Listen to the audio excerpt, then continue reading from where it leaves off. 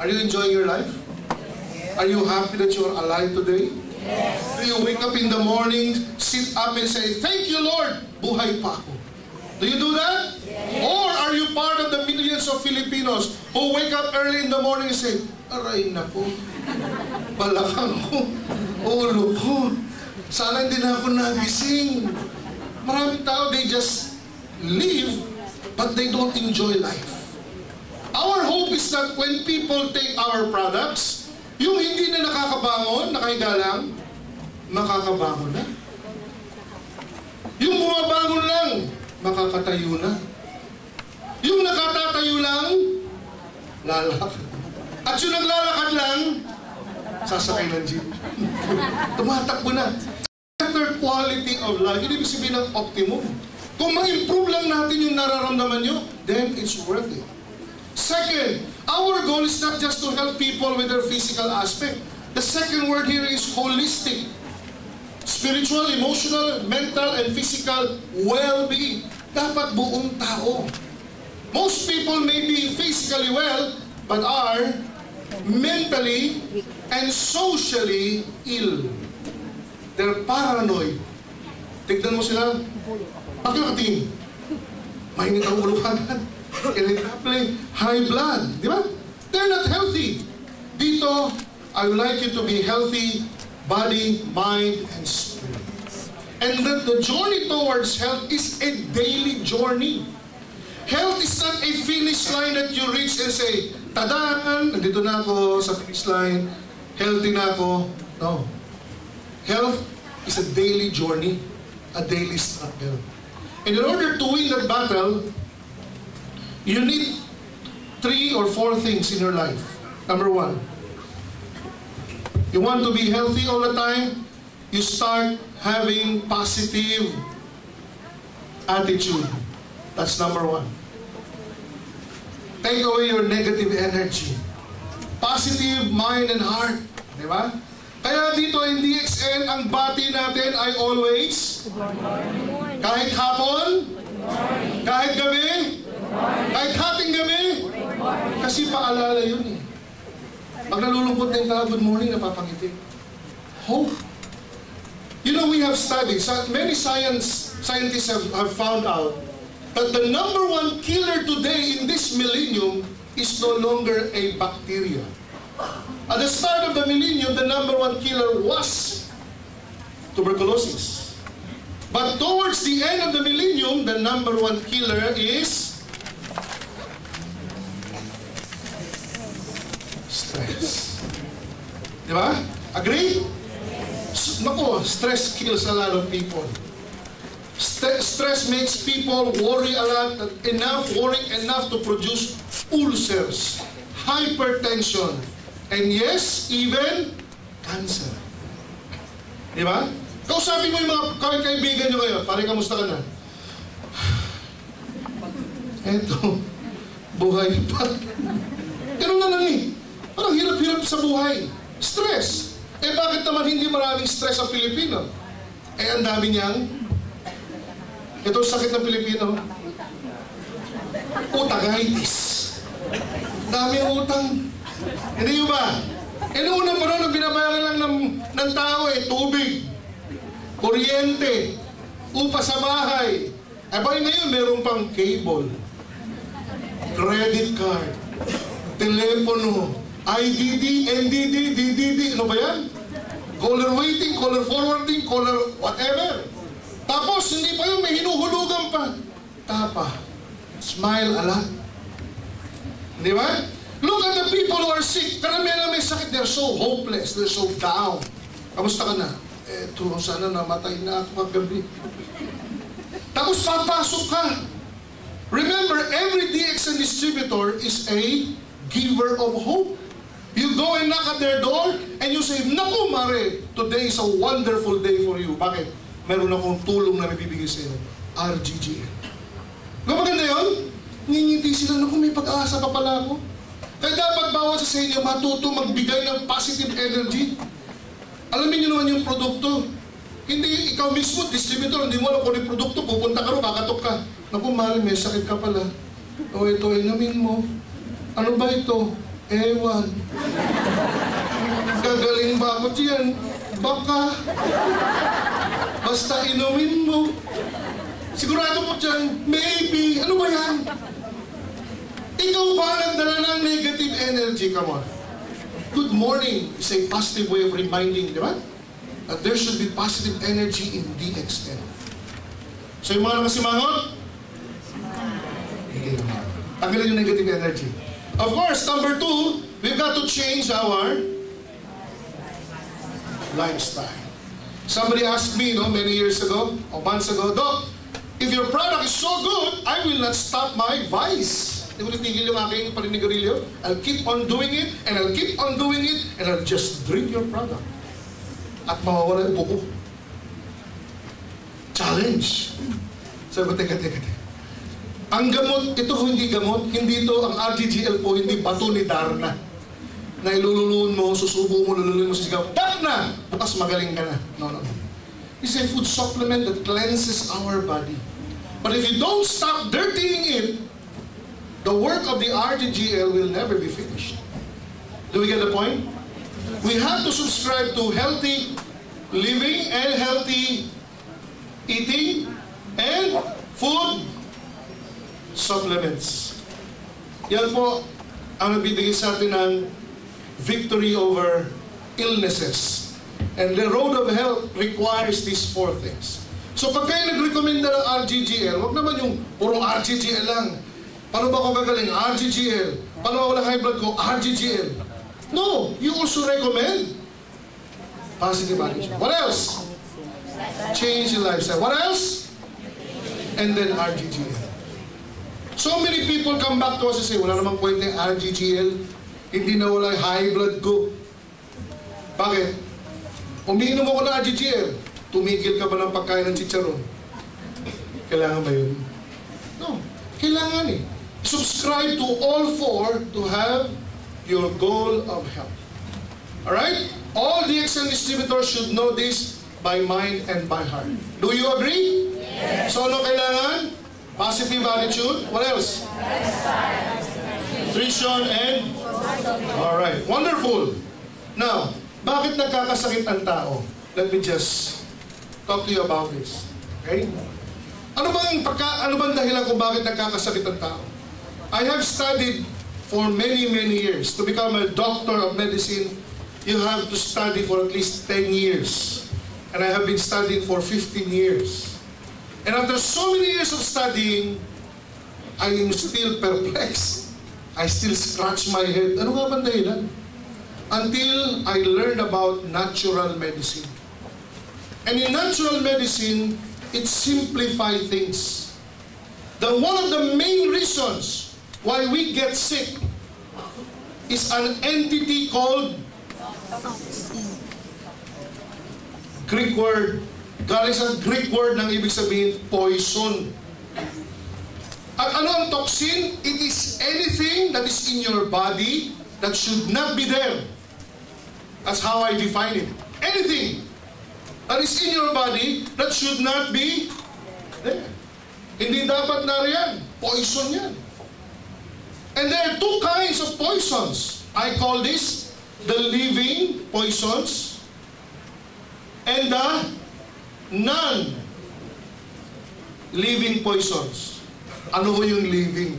Ay, alam nyo na yun. Virus, bacteria, fungi, bulate, parasite.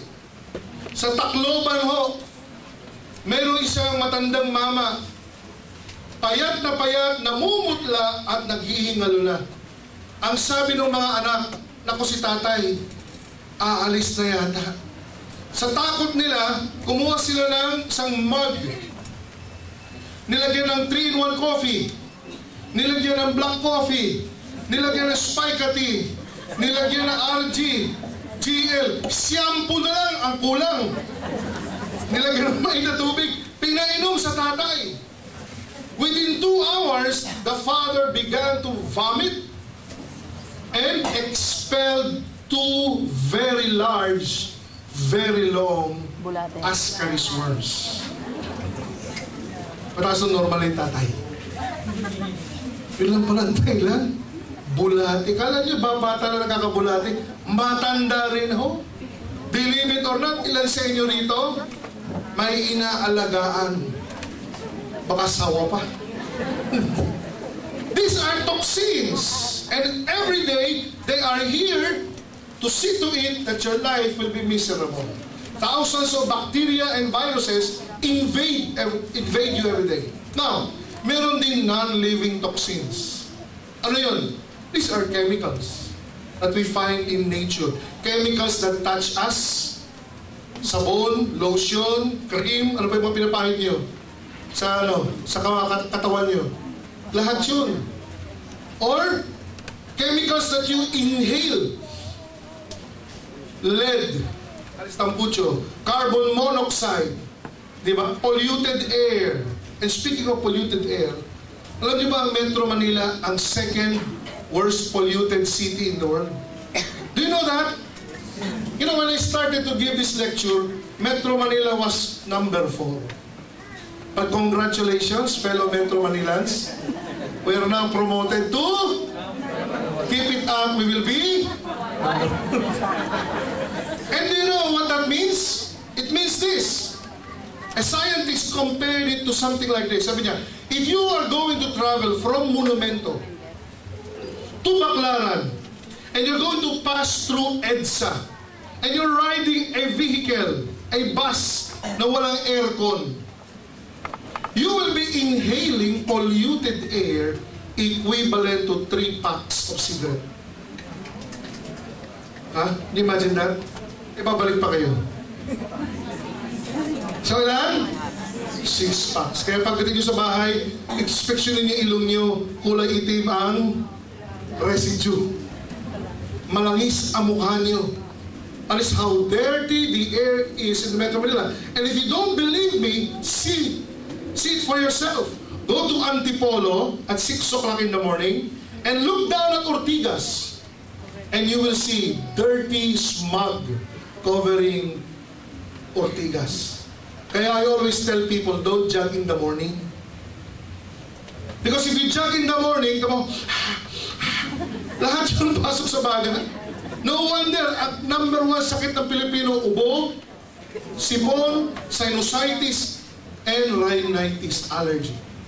Now, kung akala nyo marumi na sa labas, hulaan ninyo. Alin ang mas maruming hangin?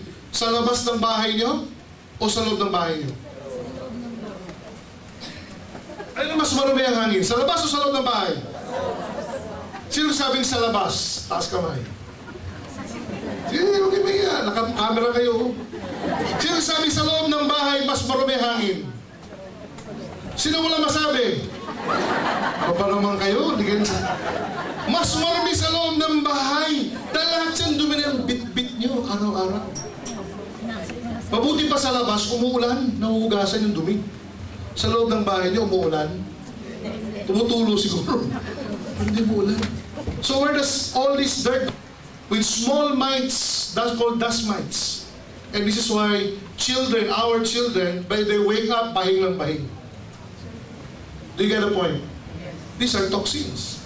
And there are toxins that we drink and eat, like the preservatives that you find in your food. Hindi ba? The wonder of all this is yung juice na nasa sachet o nasa pack, sa Tetra Pak. Yung orange juice does not contain orange. Pati yung kulay niya, peke. Kulay peke, lasa peke, lahat peke. Puro preservative. And we let our children drink that daily. So they grow up weak, full of toxins. And you know what? The good thing about this is your body will always take care of you. The body has been given by God a gift. It's called the inner doctor, the inner healer. Meron kang doktor sa loob mo eh. Hindi nga lang gumraduate sa UST. Pero galing sa Lord, kay Lord yun. And that doctor within you will try to protect you from any harm. And this is how that doctor does it. I'm going to show you. Diagram na. Every part of your body is made up of a cell. That's you. But to protect you from toxins, The body has barriers or a series of walls. Maraming wall yan. Dingding. Para hindi makapasok ang toxin. At ang unang dingding o wall na bumabalot sa atin ay your skin. You are covered from scalp to your soul. Skin. Para dyan lang sila sa labas. Pero ang dumi ho, yung toxin, it's not only in contact or in touch with you through your skin. Meron ding duming nalalanghap. Tama ba? So ito rin, from the tip of your nose hanggang sa baga, meron ding barrier, but not the skin. That barrier is a tissue, a piece of tissue called mucosa. Let me just draw that. A single layer tissue called mucosa. And the mucosa of your respiratory tract, konting science lang ha, para alam niyo, mamaya ma-appreciate niyo ito. May buhok yan. Diba? Iba-iba lang size. Dito, lalaki ng buhok. Pero habang papasok yan, paliit ng paliit. Well, what is the purpose of this hair? Para saan yung buhok? Pansala filter. So that when you inhale dirt, hindi diretso sa baga, sabit mo na yan dito. Sumasabit. At pag nasabit na yan, si mucosa magluluwa, maglalabas ng isang malagkit na tubig para ma-paralyze yan, hindi na siya bababa. Madidikit na siya dyan. At ang tawag sa tubig na yan ay mucus, galing sa mucosa. Sa Tagalog? Ha? Sipon. Alright, sipon pa ha. Huwag di pa problema yan. Sipon! At pag na-trap na siya ng sipon, this hair will start to move. Gagalaw. At ipapasa niya yan, dumi na yan, yung package na yan, pabalik kung saan ito nanggaling. So yung dumi na trap dito sa loob, umaakit yan hanggang dito. Eh pagdating naman dito, di naman pwedeng lumakad mag-isa yung dumi. Sabi, uwi na ako. So kikilitin niya yung reflex dyan sa loob. Makakati yan. And then you will sneeze. When we sneeze, we blow back into the environment thousands of mucus droplets carrying with it the dirt that you inhaled yesterday. That is called a reflex action. And that's the doctor within you trying to expel the dirt. Dito, minsan dito pala gusto na ilabas. So, uubuhin ka. Paglabas doon, pagdahat mo may plema. Ito na lecture natin, no? Sipon plema. Alright. Now, pagka minsan naman, yung dumi na yan, ho, eh, nagkukumpul-kumpul. Dumapit sa Metro Manila, eh. Kaya hindi lang isa yung na-trap dyan, marami. Can we do something about this, Mike? Alright? At dahil maraming na-trap dyan, naging malapot. Kumain na ba kayo? I hope kumain na kayo, ha? Dahil ba yung pag-uusapan natin? Malagkit. Malapot. Hindi na maitulak ng buhok. So they are stuck in the mucosa. And they become very itchy. At ubo ka ng ubo, ayaw lumabas. Kaya ubo mo hindi nawawala. Do you experience that? Yes! So what do we do? Huh? You cannot put your finger and take it out. This is the time when you should be taking a mucolytic agent. At ano yung kilala niyo mucolytic? Huh? Robitussin. Water is one of the most powerful mucolytics. And number 2, advertisements spica tea. This contains 5 herbs, but 3 of them are powerful mucolytics. Pinalulusaw yung malapot, malagkit na flema. So pag uminom kayo nito, after a while, uubuhin kayo. Ibig sabihin nun, maluwag na. Yung ubo nyo ngayon, may tulog na. Para lumabas yung flema. So pag umuubo ka at sinisipon ka, huwag mong pipigilan. Tutulungan mo. Because coughing is a reflex of the body. the body is trying to get rid of this dirt. Can you imagine that? Galing, no? Wonderful. Minsan naman nahalulun yung dumi. Hindi problema. Iba naman ito. Yung problema na rin, gusto nyo. Sundan na natin. At maruming nalulun mo, maiirita ngayon yung mucosa ng stomach mo. Resulta? Vomiting. Vomiting is another way of the body trying to get rid of that dirt. Pero minsan kung konti lang yung toxin na pumapasok, hindi masyadong na-iirita yung mucosa, nakalulusot pa yan sa large intestine. At doon naman siya ma-i-irritate. So doon naman siya magsusuka. Dito naman sa kabila. Sumusuka. And it's called diarrhea. Again, that is the body's attempt to expel or get rid of. Do not stop them. Just take a lot of water with electrolytes so that you do not dehydrate. Imagine this. Look at a child. Tatlo ang klase ng karaniwang sakit ng bata. Rashes. Ano pa? Ubo-sipon and suka. Ano yun? This is a child's way of getting rid of toxins. Do not be afraid.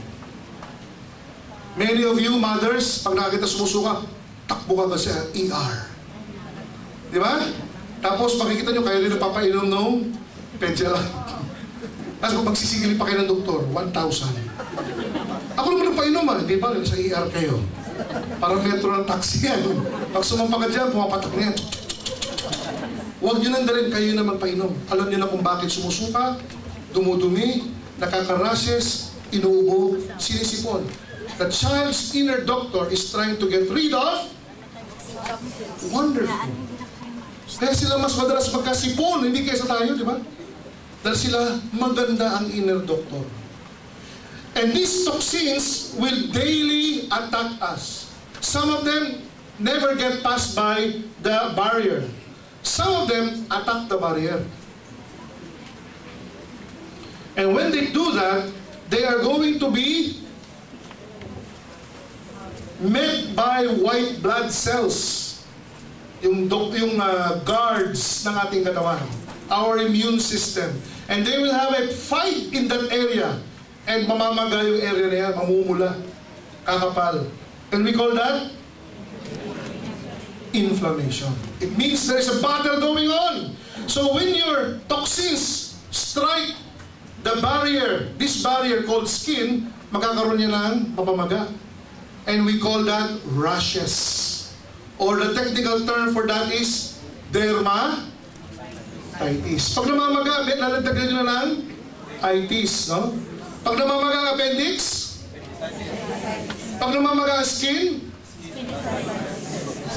is dermatitis. Right? Or sa English, rashes. Sabi nila, yung mahirap daw at saka yung mayaman, iba ang tawag sa dermatitis. Pag mayaman, uy, may rashes ka. Allergy. Pag mahirap, galis. Buni. Diba? So, pag tinanong kayo, uy, ano meron sa'yo? Kung sabihin galis, rich tayo eh. Rashes. May rashes ako pero pareho lang yun. Okay, next. Pag nalanghap mo yung toxin at yung mucosa ng loob ng ilong mo ang namaga, babahin ka ng babahin, magkakaroon ka ng running nose. Now, what do you call that condition? Sinusitis. Sinusitis. Rhinitis. Rhino means horn. The Greek word is rhino horn. Kaya ito, rhinitis. Ang inatake yung mucosa ng lalamunan mo, paglulog mo, masakit. Ano tawag doon? Ha? Pharyngitis. Di pa kayo tumatama Okay. Next, sa dami ng bisita ni doktor, di nyo pa alam Ang inatake yung mucosa ng voice box mo. Minamalat ka ngayon. Hindi ka makapagsalita. Very good, laryngitis. Yeah, now you're getting it. Yung mucosa ng main highway ng hangin papunta sa baga ang namamaga. And this is called the bronchus. Galing yung bronchitis. Yung lungs ang namamaga. Ano? Tuberculosis. Bronchitis. Invento yata kayo, hindi ko nabasa yun ah. Pneumonia or pneumonitis. See? Nalulo ng dumi. Namamaga ang mucosa ng stomach. Suka ng suka ang pasyente. Diagnosis? Gastritis. Galing. Pwede kayo mag-doktor. Ilang pinag-aaral namin sa medicine. Pag ganyan-ganyan lang. Okay? Namamaga yung large intestine. Diarrhea. Anong tawag doon sa... Ha? Enteritis. Colitis is a very particular area, no? So, parehong sumusuka, parehong dumudumi. Gastroenteritis. Kahit rin yung doktor yun. Sumasakit ko ba dyan? Opo. Sumusuka ba? Opo. Dumudumi ba? Opo. Gastroenteritis. See? Now, marunong na kayo. But again, these are what? Toxins attacking the barrier. In some cases, they still don't get inside your body. But in others, they pass through. They are going to break through the barrier. And when they do, before they go to the cell and do some damage, they will first go to the area around the cell. Alright? The area, there is an area around the cell. And that area around the cell is full of fluid. Not necessarily water, no? But primarily water. Okay? Parang island siya. Paligid ng tubig. At yung fluid na yan contains many nutrients na pagkain ng cell. The nutrients in the fluid feed the cell. And the waste product of the cell is excreted to the fluid. Dr. Arnold Pissinger, father of modern histochemistry, gave that fluid space a name, the matrix. Matrix is the Latin for mother. Sabi niya, yan ang nanay ng cell. Yung fluid din nag-aalaga sa cell, pinakakain, tinatanggal ang dumi. And you know what? Your toxins will go directly to the matrix. Initially, no symptoms. But as the toxins begin to multiply and the toxins begin to accumulate, then they will eat, kakainin yung nutrient sa fluid, mabubutong si cell. Number 2, si cell cannot excrete its waste product anymore kasi crowded din. So naiiwan yan sa loob ng cell. Then the cell begins to suffer. Wala pang sakit, but it's suffering already. Then you will start feeling symptoms na pagka kinuha yung dugo nyo, in-x-ray kayo, in-ECG kayo, lahat normal. But you feel these symptoms. What are the symptoms? I'd like you to pay attention because I know some of you experience these symptoms. Number 1, you feel tired. Pagod ka na. Madali kang mahapo. Sa tanghali, antukin ka. Nakay mamata niya?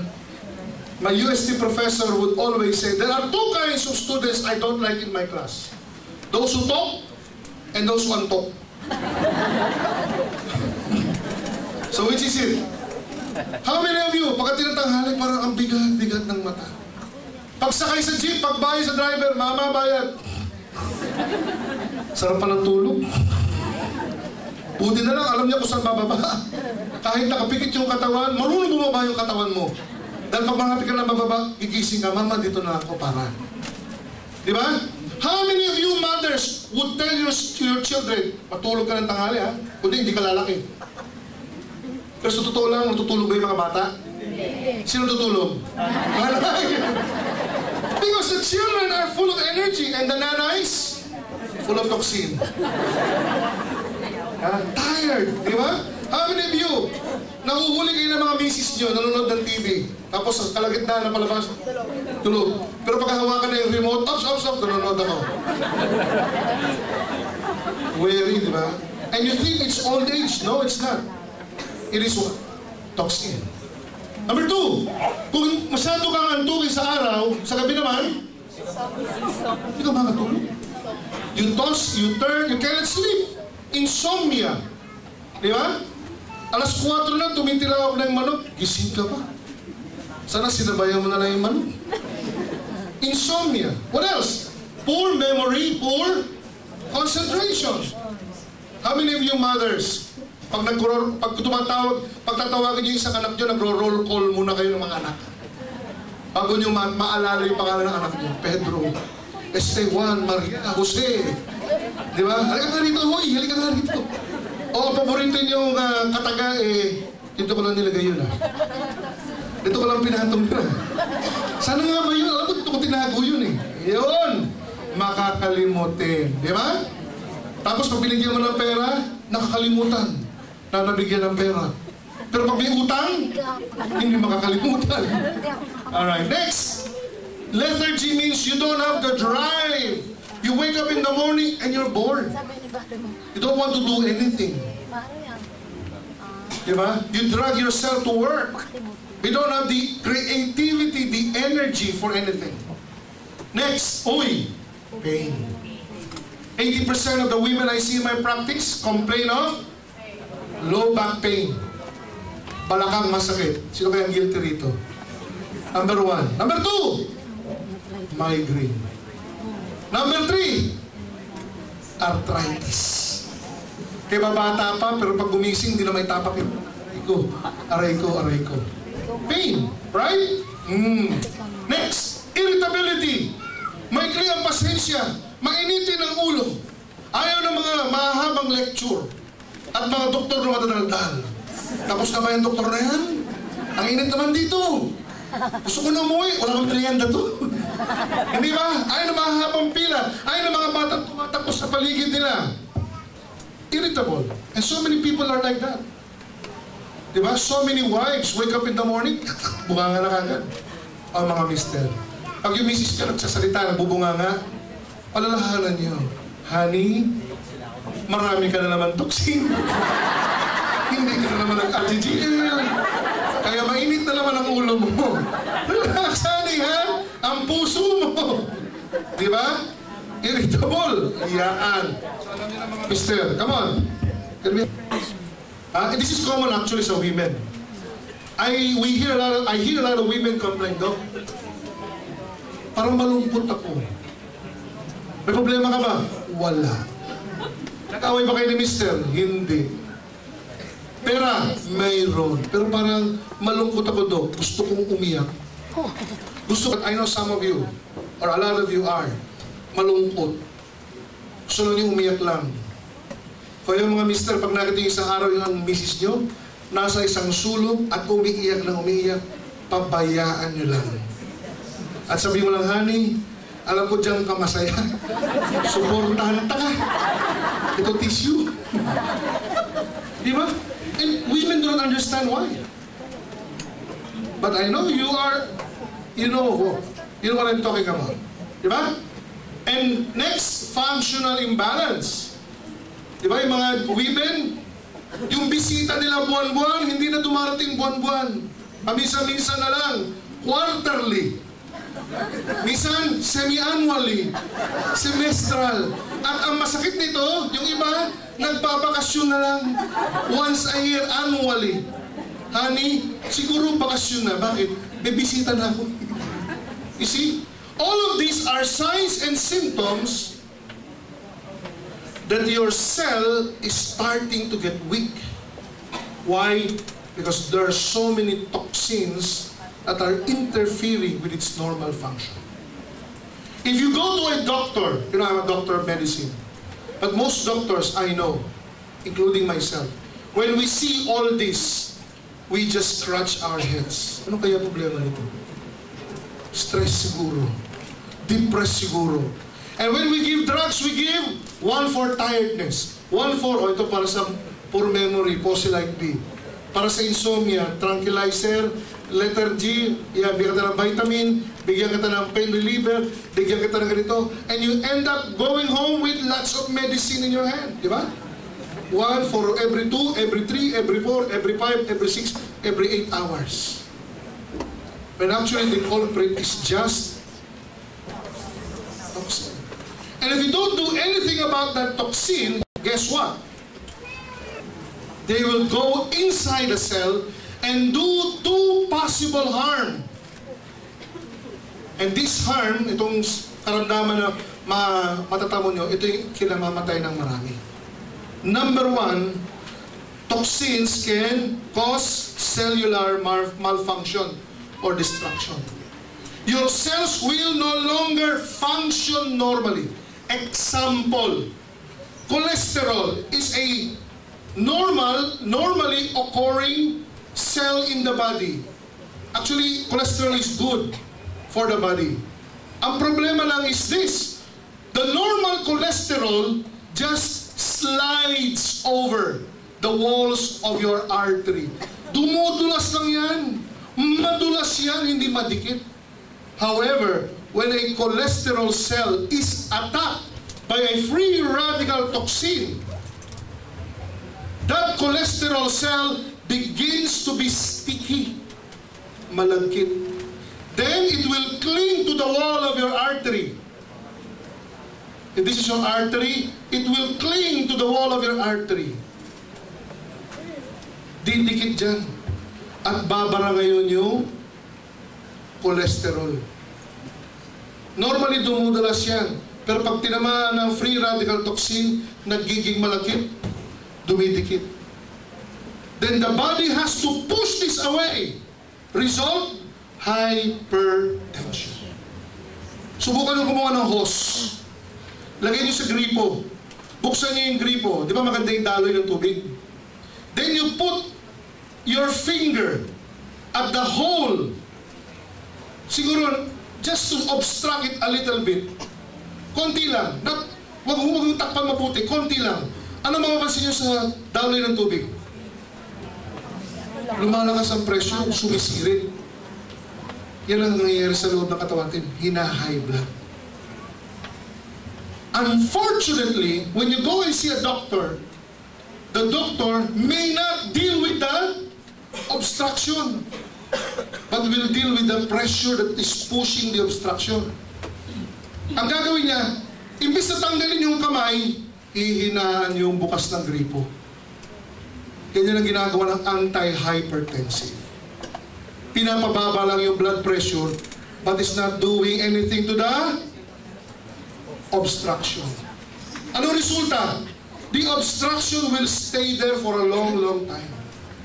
It will gather minerals called calcium. And as soon as it does, this is going to be cemented and will become permanent and as strong as your teeth. Permanent na yan. Yung high blood mo, hindi na mawawala. Kasi hindi inalis yung bara eh. Binaba lang yung pressure eh. That is the problem with normal medication. Kayo rin, pag ina-blood kayo, automatically you go, di ba? And lower your blood pressure. You don't do anything about the cholesterol. It will stay there and become permanent. And if this artery happens to be in your heart, heart attack.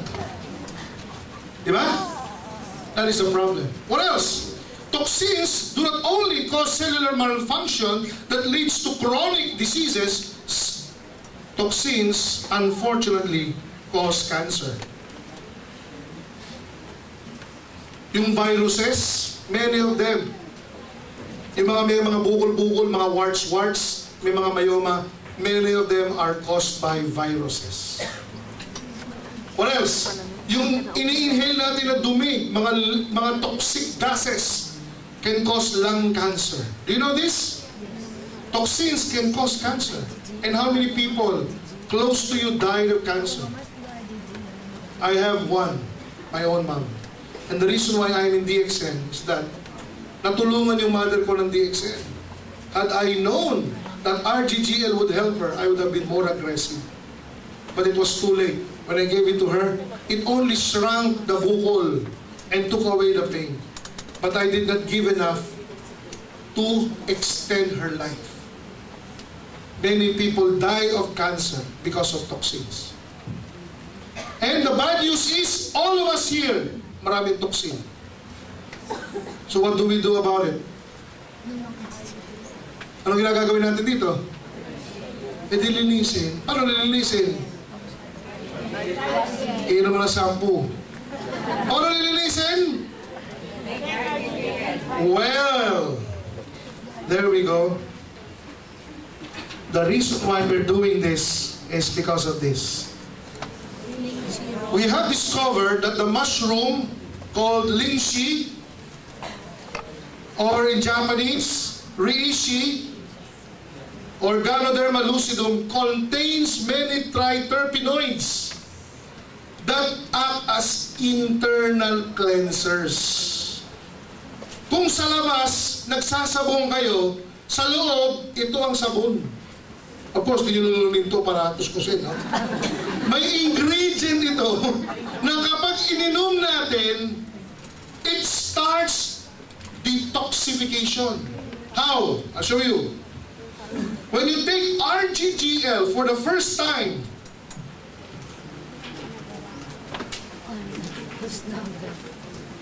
this is how detoxification works. Now, review.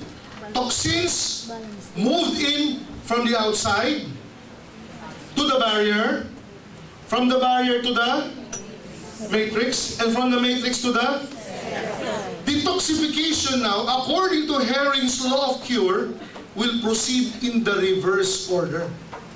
Nung pumasok from outside going in, healing now will take place from inside going outside.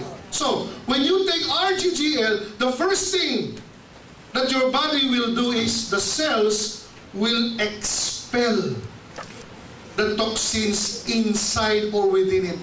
Yung nasa loob ng toxins, iluluwa, ilalabas ng cell. Saan sila pupunta? Magbabalikan sa matrix. At pag bumalik sila sa matrix, then you will start again feeling symptoms of toxins in the matrix. Like tiredness. What else? Insomnia. What else? Pain. Lethargy. Irritability. Paglalabasan ulit yan. So lalapit sa'yo ngayon yung client mo. Pare, ano ba yung binigay mo sa akin?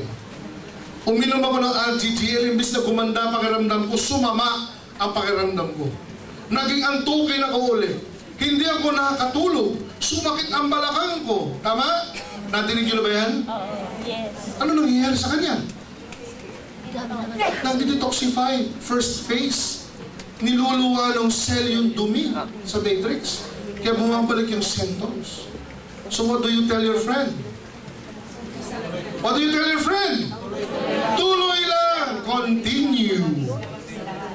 Diba? Naglilinis ka pa lang. So, pag nag-inom pa siya, the matrix will now push the toxins out to the barrier. Ano mangyayari pag yung toxin na sa barrier? Kung dito lalabas sa skin barrier, rashes. Galis. Oh, bakit ako nagka-rashes? Siguro allergic ako dyan. Ang masakit nito, pag yung kliyente natin, nung lumabas yung rashes, pumunta sa doktor. Now, hindi wala akong kagay sa doktor ako. Pero pumunta sa doktor, Dok, tignan nyo nga ito. Tatanungin ng doktor, ano yung huli mong kinain? RGGL, ay, allergic ka dyan. Tama? Yes. Ano sabihin ng doktor? Itigil mo na. So, tinigil ni kumare. Saan pupunta yung toxin? Babalik. Ano mangyayari sa rashes? Ano sabi ni kumare? Oo nga, allergic ako dyan. Allergy ba yun? As detoxification reaction. So, maganda niyan, subaybayan mo si kumare. Sabihin mo kay kumare, yung rashes na yan, yan lilipas din. Dahil kapag tuloy-tuloy mong ininom yan, ilalabas naman yan ang barrier back into the environment. And these toxins can go through the skin gate, the mucosa gate, the mucosa of your respiratory tract, kaya mayroong ubo, sipon, rhinitis, or the gastrointestinal mucosal tract, kaya may suka, dumi, diarrhea, constipation. You get the point?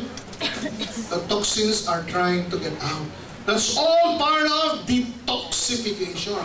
It occurs within 1 or 2 weeks. It is mild and you don't have to worry about it. It's not secondary to RGGL, but it's your dirt going out of your body. Correct? Huwag kayo matakot. Now, meron lang akong payo. Kung bago pa lang ang pasyente, do not give them high amounts of RGGL. Start with the lowest possible dose. 1 pair. Ano ibig sabihin nun? 1 RG. And 1 every day. Huwag 10-10, 20-20, 30-30. At pag naglabas ang lahat yan, naku, matatara